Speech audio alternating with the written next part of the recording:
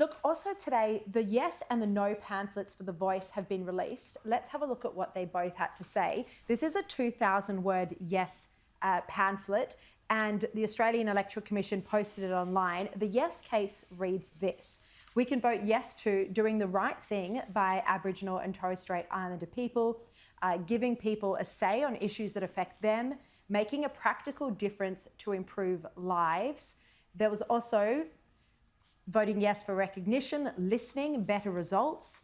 The Yes campaign said that it'll ensure Indigenous people will be able to live their lives better with more opportunities for their children. They spoke of a spirit of unity. I have to say, Caleb, that spirit of unity is a bit funny when they've been accusing no campaigners of being Trump supporters. But now let's have a look at what the no pamphlet says.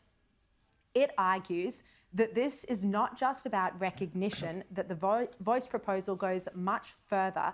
They say if passed, it would represent the biggest change to our constitution in history. They say it's legally risky with unknown consequences. It would be divisive and permanent. The message from the No campaign is, if you don't know, vote no. Now, this has been divisive so far, Caleb, and we heard that Prime Minister Anthony Albanese said just yesterday that he doesn't intend to announce the date for the referendum until September, and then it'll be another 5 or 6 weeks after that. So we're probably looking at October, probably, or potentially early November.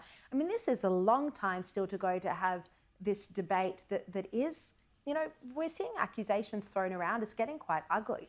Well, you'd have to say, on the face of it, it's a bad move politically, because we know traditionally that referenda over time, once they've first been announced, lose support as time goes on. So the longer you drag this on, I think the likelihood of a no vote coming through gets more and more. But the parameters of the debate have very much been set up in these two pamphlets, where the Yes campaign is saying this is about recognition, and they're using the face of recognition, which has wide support around the country, as the vehicle to push for a voice to Parliament, whereas the No campaign is saying, well, no, by putting a body in the Constitution that is based on one race. It does necessarily divide us. The trouble for the Yes campaign is they've got to get beyond just that recognition argument and start talking about what the voice to Parliament would actually entail.